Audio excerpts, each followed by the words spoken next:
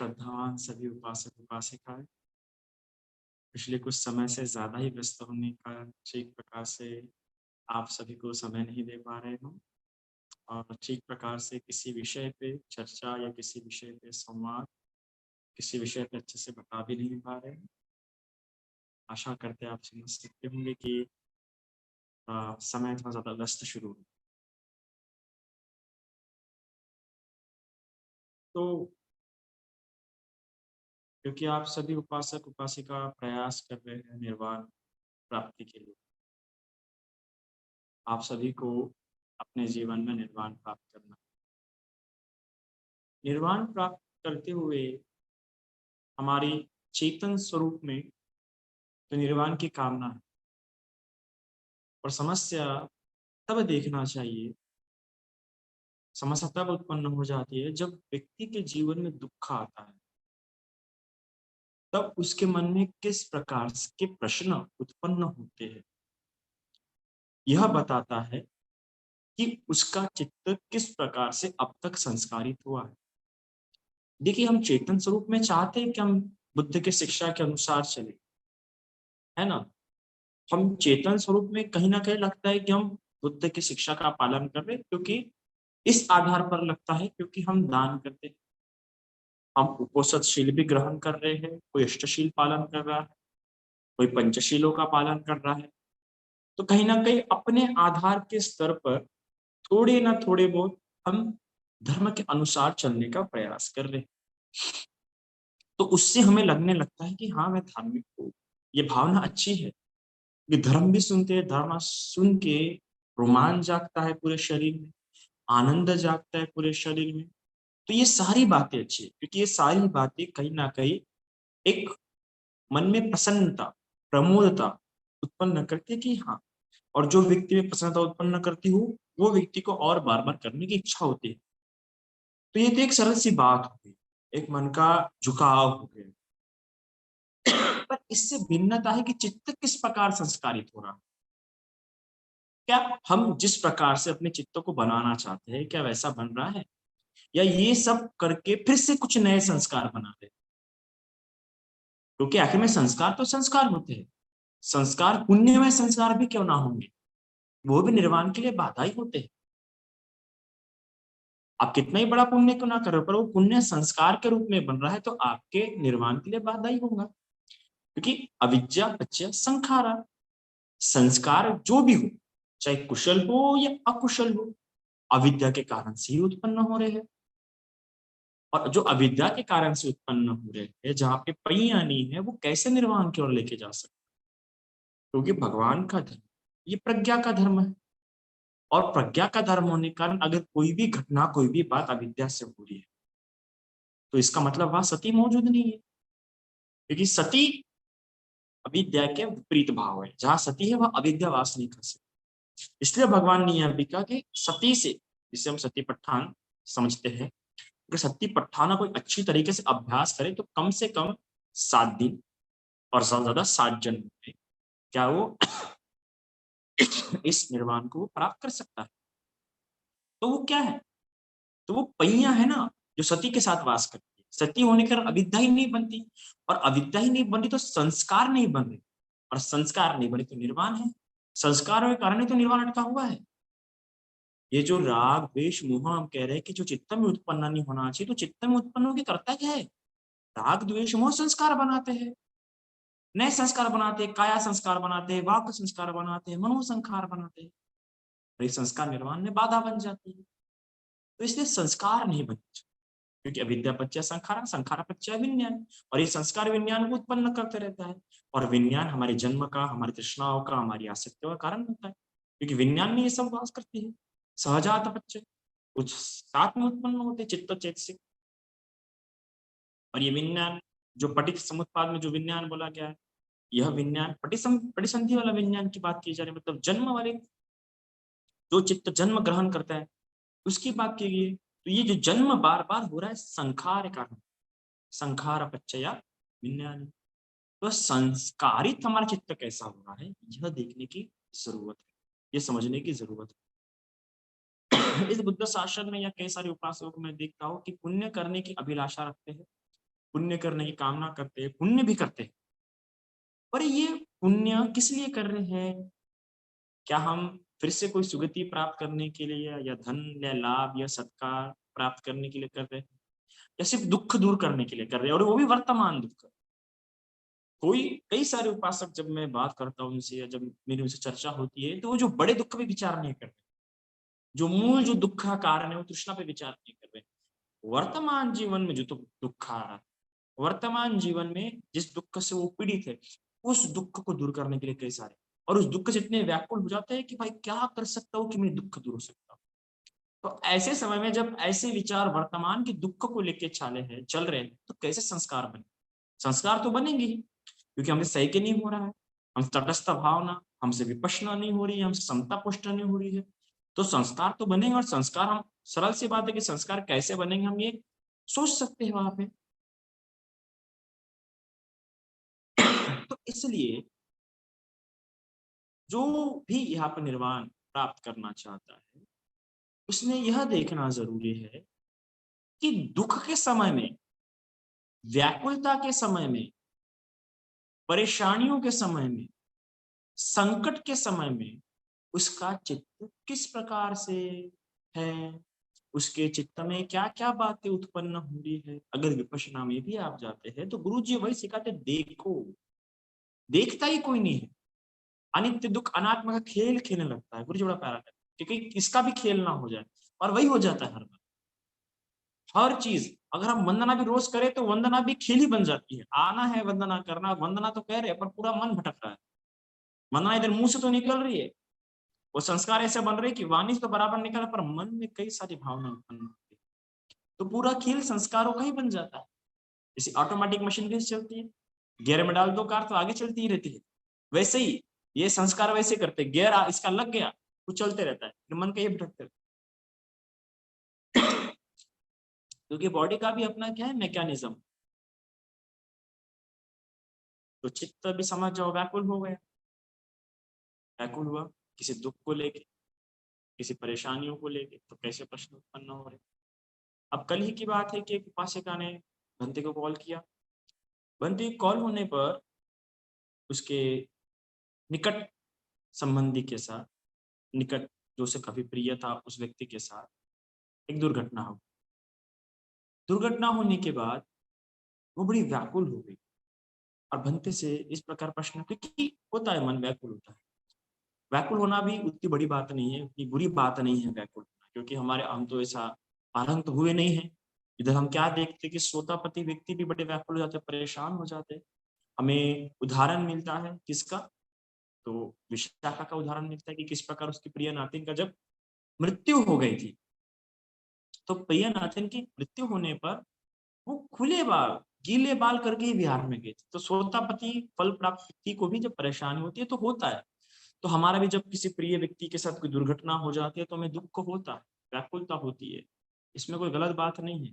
इसको इतना चिंतित, उस विषय को लेके उतना चिंतित होना, या ऐसा ऐसा मन में भावना नहीं उत्पन्न होनी चाहिए कि मेरी क्षमता कुछ नहीं हो रही, मैं जल्दी व्याकुल हो रही हूँ। सरल सी बात है, होना है। अरे भाई सोतापति इंसान हो जाता है तो सरल सी बात। पर समस्या यहाँ हो जाती है कि व्याकुल होने पर प्रश्न मन में कैसे उत्पन्न होते हैं। क्या मन शिकायती हो रहा है?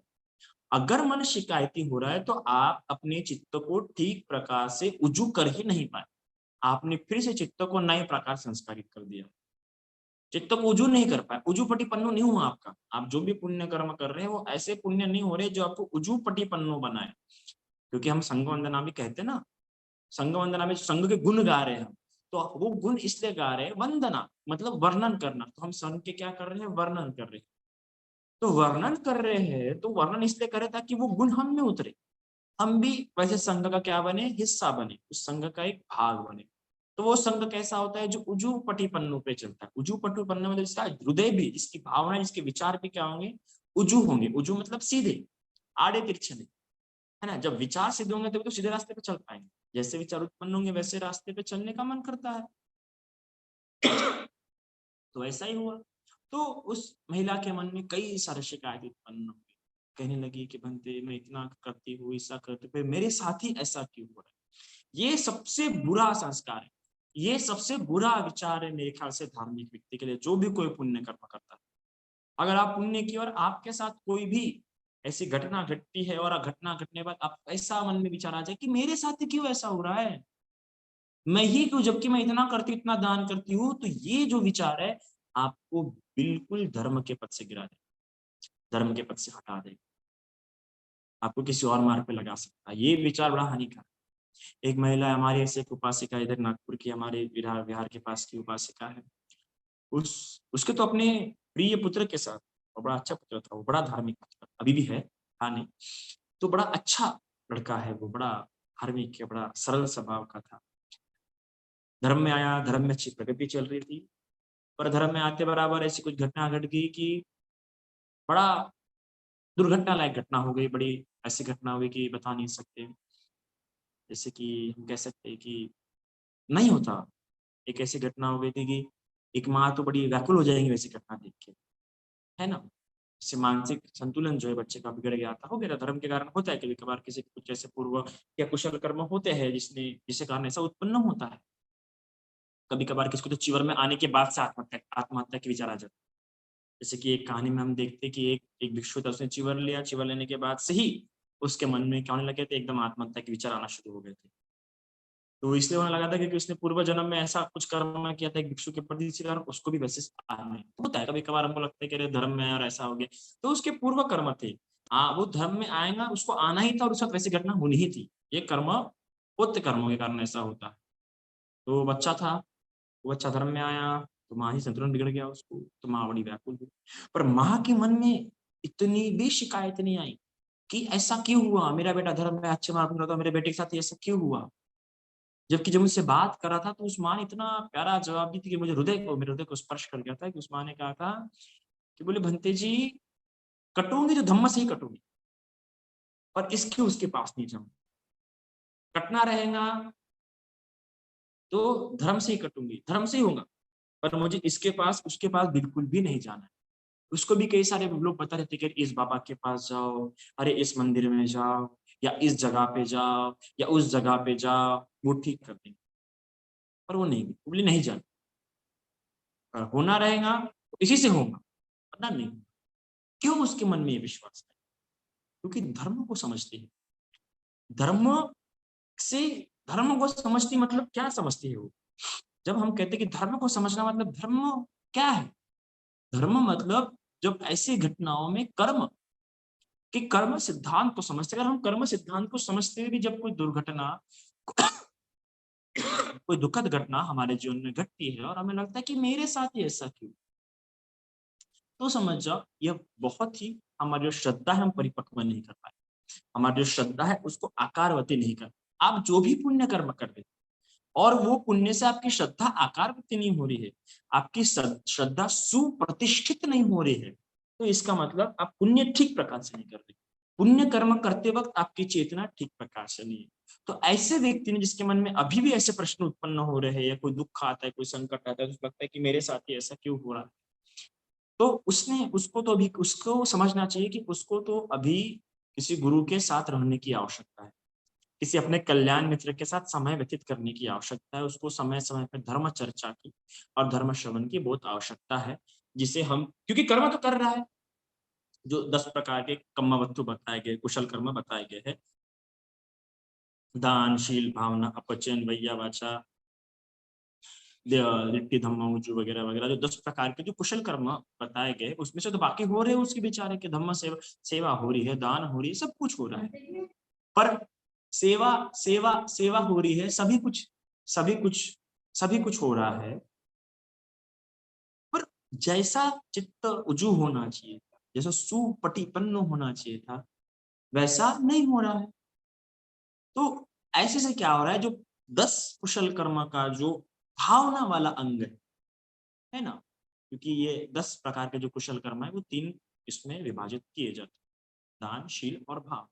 तो जो भावना वाला अंग है वो उसका भावित नहीं, शील वाला अंग हो रहा है, दान वाला अंग हो रहा है, शील वाला अंग हो रहा है, पर भावना वाला अंग जो हो रहा है भावित नहीं हो रहा है, भावित करना पड़ता है सब चीजों को। उपासकों के लिए बार बार शब्द इस्तेमाल किया गया है भावित, इस बात को समझिए आप।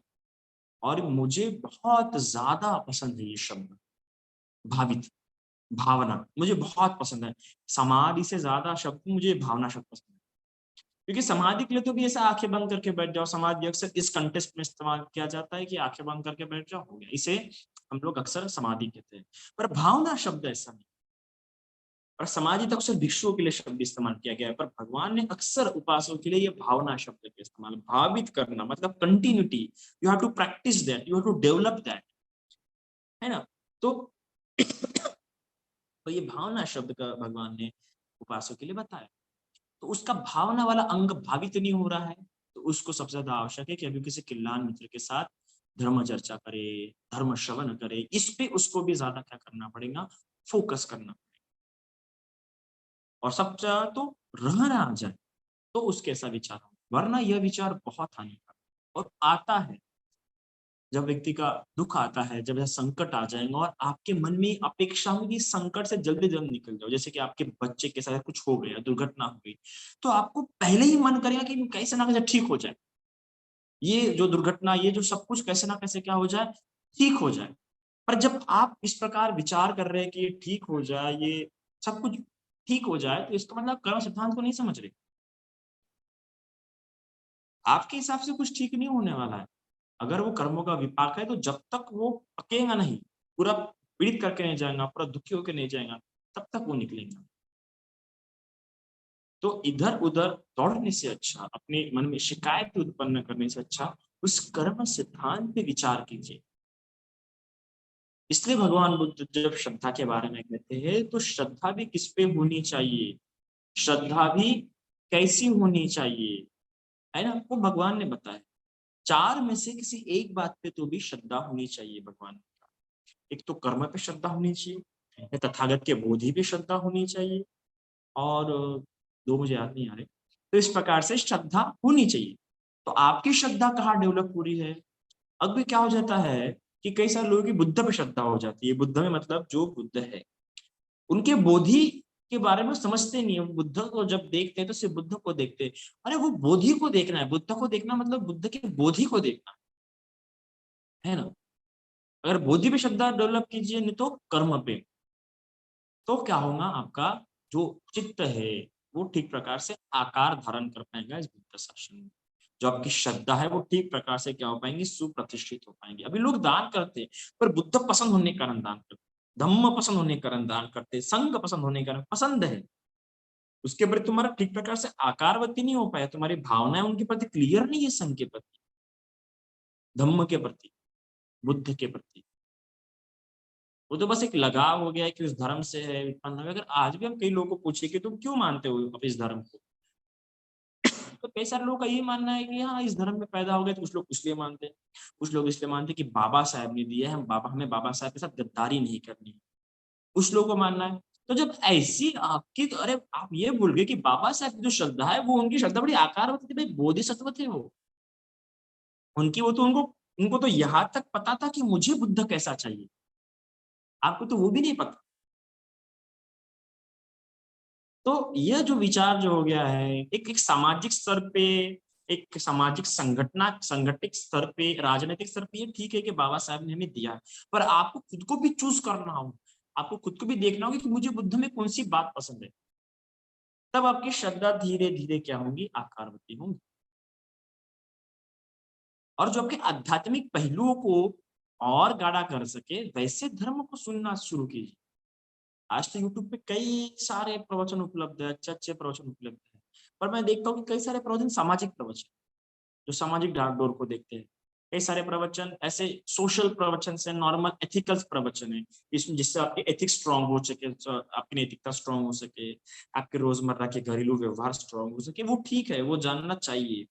पर एक आध्यात्मिक जो हमारा चित्त है, जिसको आकार मिल सके, वैसे प्रवचन, जैसे बुद्ध रश्मि के कुछ प्रवचन, हर एक प्रवचन तो नहीं कह सकते, पर कुछ प्रवचन वहां के अच्छे हैं, जो आपकी श्रद्धा को आकार दे सके, जो श्रद्धा को झुका सके, है ना, जो आपके हृदय को झुका सके, तो आपके इसको क्या मिलेंगी, आकार मिलेंगे। तो ऐसा प्रयास होना चाहिए। तो इस प्रकार चित्त को ढालना है। आप दान कर रहे हैं, आप पुण्य कर रहे हैं, बट चित्त तो ढल ही नहीं रहा, तो कोई अर्थ नहीं ना, निर्वाण तो नहीं प्राप्त होने वाला। निर्वाण प्राप्ति के लिए हो रहा है, तो वैसा चित्त बन रहा है क्या, क्योंकि चित्त से विकारों की मुक्ति ही तो निर्वाण है। तो विकार हट रहे क्या? विकार मतलब जो विकृति उत्पन्न करा देते हैं व्यक्ति के मन में। अब विकृति मतलब क्या? तो विकृति, संस्कृति और प्रकृति, इसका एक मराठी साहित्यकार ने बहुत प्यारा समझा है कि इनमें क्या अंतर है। कहते हैं कि जब भूख लगे, भूख लगना ये नॉर्मल प्रकृति, इट्स अ नीड, वो एक नॉर्मल नीड है। भूख लगना एक प्रकृति, ये प्रकृति एक स्वभाव है। फिर भूख लगने के बाद जब अप, अपनी रोटी उसके पास खाना है और वो देखता है और अपनी रोटी जब बांट के खाता है, तो ये व्यक्ति की संस्कृति होती है। ये व्यक्ति का एक अच्छा जो हृदय जो डेवलप हुआ है, जो जैसे वो अपने आप को बनाया है, ये उसकी संस्कृति है। उसने अपने आप को अच्छा बनाया। पर जब भूख लगने पर किसी और की रोटी छीन के खा रहा है, तो ये उसकी विकृति है। मतलब जब स्वयं दुखी होता है, जब स्वयं व्याकुल होता है, तो किसी और को हानि भी पहुंचाने के लिए क्या हो जाता है, तैयार हो जाता है। ये विकृति है, ये विकार है। जब दुख आ जाता है, तब विचार पूरे पलट जाते हैं, शिकायती हो जाता है, यह विकृति है। तो ऐसी विकृतियां मन में उत्पन्न नहीं होने देना है। अब हम वो रोक तो नहीं सकते। अगर ये उत्पन्न हो रहे हैं, तो स्वयं को जानना है कि श्रद्धा सुप्रतिष्ठित होने की है। जब कोई देवता देवलोक से च्युत होने वाला होता है, तो तीन बातें देवता लोग बाकी जो उसके देव मित्र रहते हैं, तीन बातें बताते हैं। उसमें से एक बात कहते हैं कि सुनो, कि तुम्हें यहाँ से भी क्या प्राप्त हो, सुगति, और यहाँ से जाने के बाद भी तुम्हारी क्या हो, तुम सुप्रतिष्ठित हो, तुम्हारी श्रद्धा क्या हो, सुप्रतिष्ठित हो। सुप्रतिष्ठित मतलब इस बुद्ध शासन में अच्छी प्रकार से आकारवती हो पाए। अगर आकारवती नहीं हो पाएंगी तो शिकायतें होंगी। इस जन्म में ठीक है, जब तक अच्छे गुरु मिलेंगे तब तक ठीक है, कोई संभालने वाला रहेगा ठीक है, तब तक अच्छा रहेगा। पर जैसे दुख आया, कोई संकट आया, तो समय के हिसाब से डोल जाएंगी। जब तक बंधे रहोगे तब तक ठीक है, पर थोड़ी सी भी तुम्हारी रस्सी छोड़ दिए तो तुम भागना शुरू कर दोगे, ऐसा होता है। तो इसलिए अपनी श्रद्धा को आकारवती बनाने का पूरा पूरा प्रयास करो इस बुद्ध शासन में, क्योंकि श्रद्धा आवश्यक होता है। श्रद्धा तुम्हें प्रेरणा देता है। श्रद्धा भावनिक स्तर पे में जोड़े रखता है। ये पहिया तो आगे का अंग है ना, ज्ञान अलग हो जाता है। ज्ञान इज मेरी नॉलेज, पहिया मतलब विजडम, इंटेलिजेंस। तो प्रज्ञा बहुत आगे का शब्द है, ये आपके पास नॉलेज है, और नॉलेज इंसान को दूर करने का भी काम करता है। तो कहीं आपको दूर ना हो जाओ इस बुद्ध शासन से, भिक्षु संघ से। इसलिए श्रद्धा कैसे स्ट्रांग हो सकती है, उसका प्रयास करें, और श्रद्धा कैसे आकारवती हो सकती है, उसका प्रयास करें। और वो तभी पता चलेगा मेरी श्रद्धा आकारवती हुई या नहीं हुई, जब आपके जीवन में क्या आएंगे, संकट, मुसीबतें आएंगे, तब क्या मन में शिकायत उत्पन्न होती है, तब। तो इतना आज के लिए काफी है। साधु साधु साधु।